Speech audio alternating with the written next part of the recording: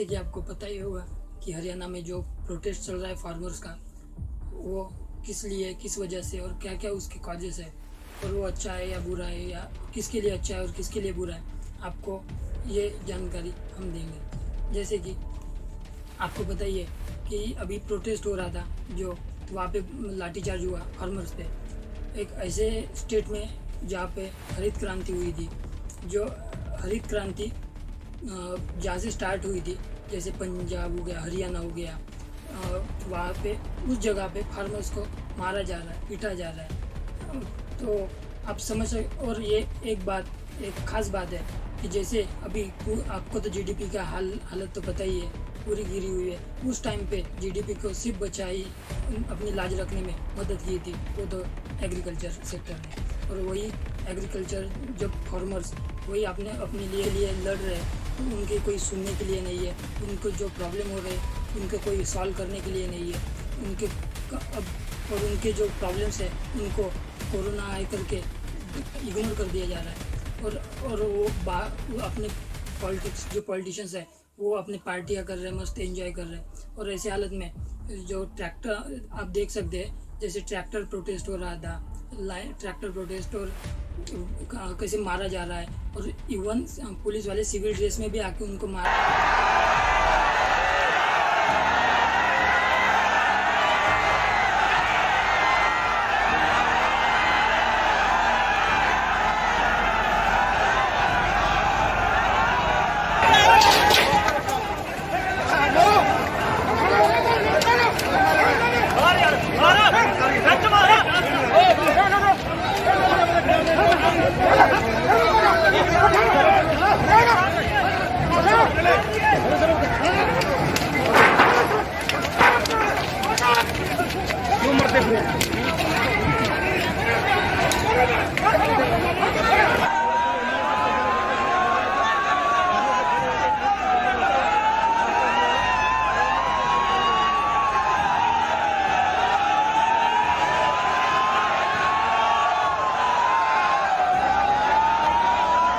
Green revolution हुआ था हरियाणा में, उसी टाइप से जहाँ पे 80% सिर्फ एग्रीकल्चर पे लोग डिपेंड्स हैं।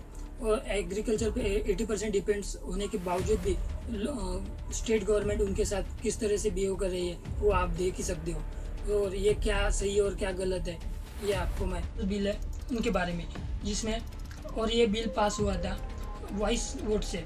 जो वॉइस वोट होता है, जैसे पार्लियामेंट में यस और नो, जैसे यस की आवाज़ अगर ज़्यादा सुनाई दी तो फिर ये बिल पास हो जाता है, अगर नो की आवाज़ अगर ज़्यादा सुनाई दी तो फिर ये बिल रिजेक्ट कर दिया जाता है।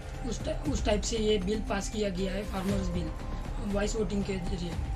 और ये बिल करीब 3.5 घंटे में 7 बिल पास किए गए उस टाइम पर। और ये बिल के 3 पॉइंट्स ये रहे आपके सामने। ये मैं बिल इसलिए कह रहा हूँ ताकि ये एक्ट होने का है। जब इस बिल पर जब राष्ट्रपति की साइन हो जाती है तब इसको ये एक्ट में कन्वर्ट हो जाता है। तो तब तक के लिए मैं इसको बिल ही कहूँगा। जैसे फार्मर्स है, फार्मर्स अपने अनाज कहीं पर भी बेच सकता है, अदर स्टेट में भी जाके बेच सकता है। ये फर्स्ट इसमें लिखा गया है। और इसके लिए APMC agriculture produce market committee produce की गई है, जो 1950 में बनाई गई थी। इस वाले बिल में ये कहा गया है कि फार्मर्स अपना अनाज कहीं पर भी बेच सकता है, जैसे अदर स्टेट में भी बेच सकता है, अपने यहाँ पे भी बेच सकता है। और उसी टाइप से गवर्नमेंट उनके लिए, फार्मर्स के लिए एक प्राइवेट मंडी प्रोड्यूस करके देंगे। जैसे व्यापारी, और वो फार्मर से अपना अनाज लेगा और वो अनाज किसी कंपनी को बेचेगा, और वो अपना कमीशन बीच में रख लेगा। तो इसीलिए गवर्नमेंट ने ये बिल लाया है कि मिडल मैन को ख़त्म कर दे और डायरेक्ट कॉन्टैक्ट करे कंपनी टू फार्मर्स, जिसमें मिडल मैन का कमीशन चला जाएगा। गवर्नमेंट ने APMC कमेटी बनाई थी, एग्रीकल्चर प्रोड्यूस मार्केट कमेटी, जिसमें जैसे व्यापारी फार्मर से अनाज लेंगे और फिर वही अनाज किसी कंपनी वाले को बेचेंगे। उसमें वो व्यापारी अपना कमीशन निकाल लेते हैं और उसमें फार्मर्स को ज़्यादा कुछ नहीं मिलता था। अब यही मिडल मैन को हटाने के लिए गवर्नमेंट ने ये बिल पास किया है, फर्स्ट वाला बिल। उनको अनाज चाहिए होगा तो डायरेक्ट कॉन्टैक्ट फार्मर से करेंगे, तो उसी टाइप में अगर ये प्राइवेटाइजेशन हो जाएगा तो फिर हेक्टर वाले जो फार्मर्स रहेंगे जिसके पास कम ज़मीन है, और वो 1-2 हेक्टर वाले 85%, 2 हेक्टर वाले 85% फार्मर के पास 2 हेक्टर से कम ज़मीन है, तो फिर उनकी परवाह कोई कंपनी क्यों करेगी। जैसे उनको तो कंपनियों को ज़्यादा आना चाहिए रहता है, तो फिर कम अनाज वाले फार्मर्स के पास कंपनी क्यों जाएगी। अब MSP मिनिमम सिक्योर प्राइस गेहूँ का 1925 रुपये पर क्विंटल है। अब जैसे प्राइवेट मंडी है वो APMC को, एग्रीकल्चर प्रोड्यूस मार्केट कमेटी को बंद करवा सकती है। जैसे एग्जांपल आप जियो और BSNL देख ही सकते हो। जैसे जिस टाइप से BSNL धीरे धीरे कम होते होते पूरी तरह ख़त्म होते जा रहा, और जियो प्राइवेट होने की वजह से अब वो धीरे धीरे अपना बढ़ा रहा है, और जिस प्राइस में वो अपने को दे रहा है और अपन मजबूर हो गए उस प्राइस में रिचार्ज करने के लिए या यूज़ करने के लिए गवर्नमेंट की जियोग्राफिकल रेस्ट्रिक्शंस हटा दिए गए फार्मर्स के ऊपर से। वैसे बता दूं मैं आपको कि इससे पहले भी फार्मर्स के ऊपर कोई रेस्ट्रिक्शंस नहीं था, अनाज कहीं पर भी जाके बेच सकते थे, और कहीं पर भी किसी भी प्राइस में जहाँ पे अच्छा मिले वहाँ पे जाके बेच सकते थे। उनको अपना स्टोरेज का खर्चा और ट्रांसपोर्टेशन का खर्चा नहीं पूरा होता था, इसलिए उसको मजबूरन वहीं पे बेचना पड़ेगा जो पास में रहेगा, और जिस भी प्राइस में मिलेगा उतने प्राइस में बेचना पड़ता था फार्मर्स को। कंपनी डायरेक्ट कांटेक्ट करेगी फार्मर से, और ऑब्वियसली कंपनी को ज़्यादा आना चाहिए होगा, इसलिए वो बड़े फार्मर्स के साथ ही कांटेक्ट करेगी, और छोटे फार्मर्स के साथ तो बिल्कुल ही कांटेक्ट नहीं करेगी, तो इग्नोर कर दिया जाएगा। प्री एग्रीड प्राइस होता है, जैसे अनाज उगाने से पहले ही ये कॉन्ट्रैक्ट लिया जाता है 5 साल के लिए फार्मर से, और फिर उसके बाद अनाज कैसे भी उगा, जैसे कोई प्रॉब्लम हो या इन्वायरमेंटल कोई कंडीशन ख़राब हो, फिर भी वो उस प्राइस में कंपनी को फार्मर से अनाज लेना ही पड़ता है। मिनिमम सिक्योर प्राइस गवर्नमेंट को उसके ऊपर ही प्राइस देना पड़ेगा फार्मर्स को, और उसके नीचे नहीं दे सकते, ये मिनिमम सिक्योर प्राइस।